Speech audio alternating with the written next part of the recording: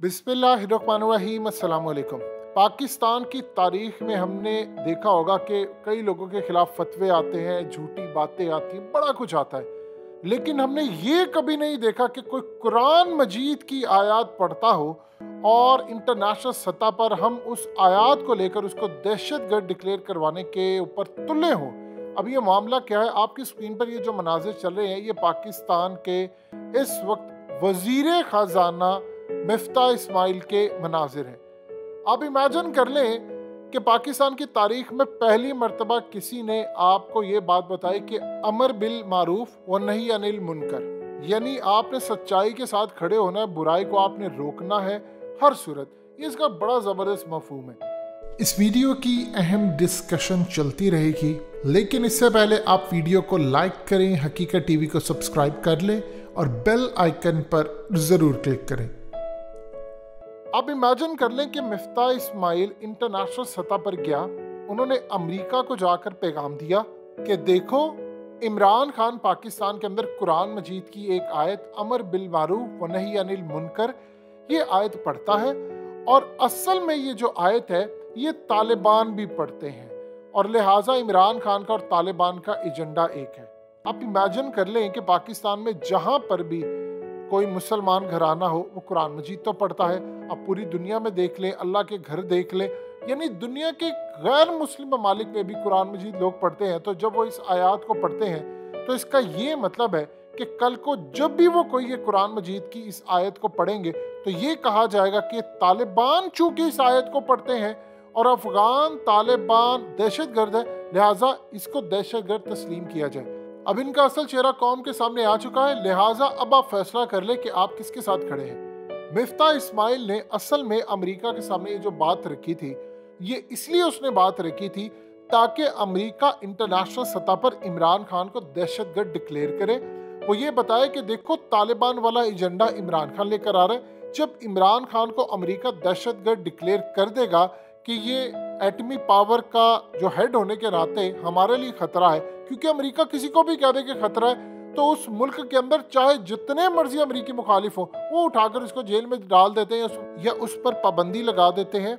और असल में ये इनका प्लान था कि अमेरिका इसको दहशतगर्द डिक्लेयर करे, अमेरिका इस पर पाबंदी आयद करे।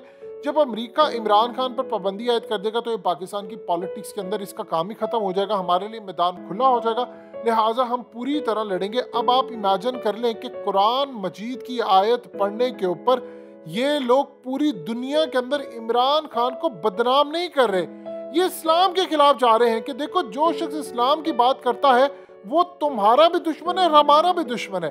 वरना इस शख्स को क्या जरूरत थी अमर बिल मारूफ व नही अनिल मुनकर की बात करने की और ये कहने की कि वो इमरान खान करता है और तालिबान करते हैं। आप ये नहीं कह सकते थे कि इमाम काबा भी आयत पढ़ते हैं, सऊदी अरब में भी पढ़ी जाती है, मस्जिद नबवी में भी पढ़ी जाती है, अल्लाह के घर में भी पढ़ी जाती है, हर जगह पढ़ी जाती है, लेकिन ये वहां पर उसकी मिसाल नहीं देंगे। इस खेल के पीछे जो हालात है और एजेंडा था वो आपको किसी ने नहीं बताया, हकीकत टीवी आपको बताने जा रहा है। हुआ यूं है कि मिफ्ता इस्माइल ने इंटरनेशनल सतह पर जाकर अमेरिका को बताया है, पाकिस्तान के अंदर इमरान खान को कहते हैं यहूदी एजेंट, पाकिस्तान में ये कहते हैं। अमेरिका के अंदर बैठकर इमरान खान को कहते हैं कि ये बड़ा पक्का सच्चा मुसलमान है कि कुरान मजीद की आयतें हमें बताता है और अवाम को बताता है और ये तालिबान है। यानी अमेरिकियों को कहते हैं कि ये तालिबान है या मुसलमान है या बड़ा नेक इंसान है, पक्का सच्चा मुसलमान है, कुरान का पैगाम देता है, और पाकिस्तान में कहते हैं कि नहीं जी नहीं, ये तो यहूदी एजेंट है, ये तो इस्लाम की बात ही नहीं करता। ये आप जरा अंदाजा कर लें, इन्होंने अमेरिका को जानते हैं क्यों ये पैगाम दिया, वहां पर बैठकर क्यों उसने बताया?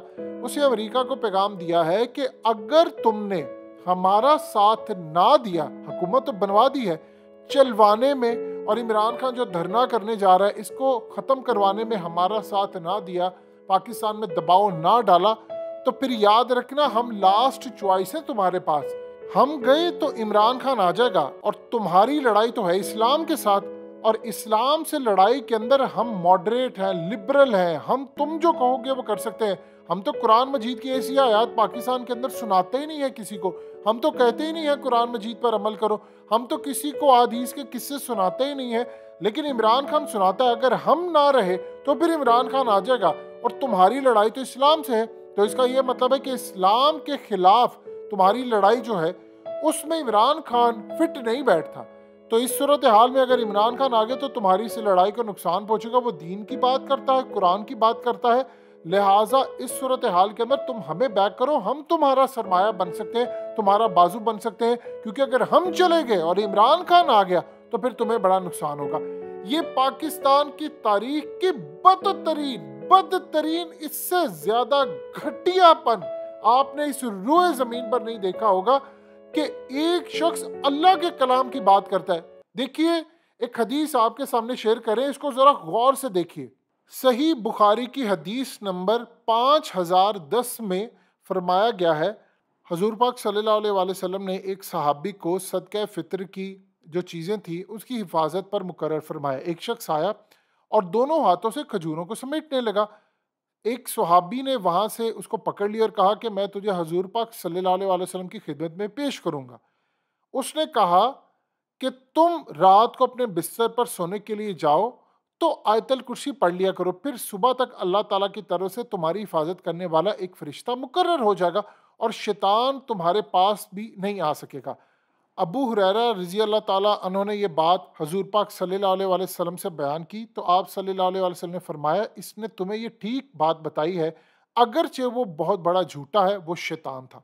आप इमेजिन कर लें कि शैतान भी आकर आपको अगर अच्छी बात बताए तो आपको वो लेनी चाहिए। ये किसका फरमान है? हमारे नबी सल्लल्लाहु अलैहि वसल्लम, यानी आखिरी नबी का ये फरमान है। इसके बाद कोई नबी नहीं आएगा। तालीमात के दरवाजे और ये सील लग चुकी है। बताइए, इसके बाद कोई हिदायत के दरवाज़ा तो नहीं खुलने वाला। वो जो आना था वो सब कुछ आ चुका।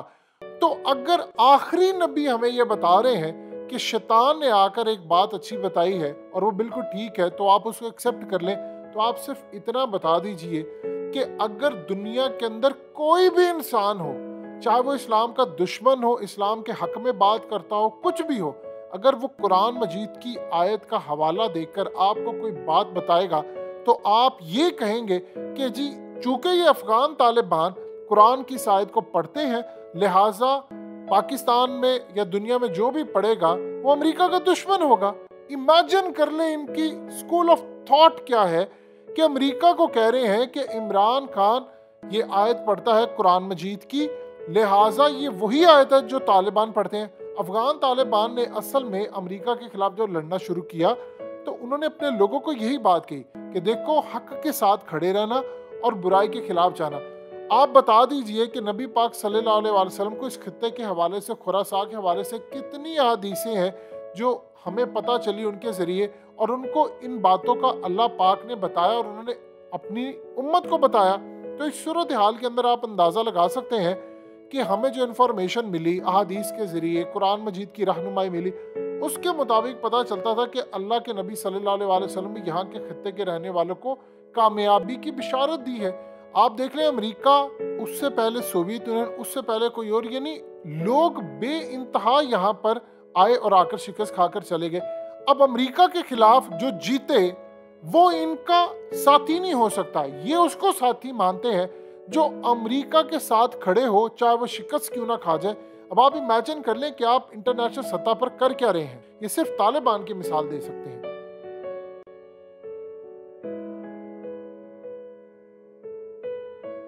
हकीकत टीवी को सब्सक्राइब करना मत भूलें, वीडियो को लाइक करें, शेयर करें और कमेंट सेक्शन में अपनी राय का इजहार ज़रूर करें।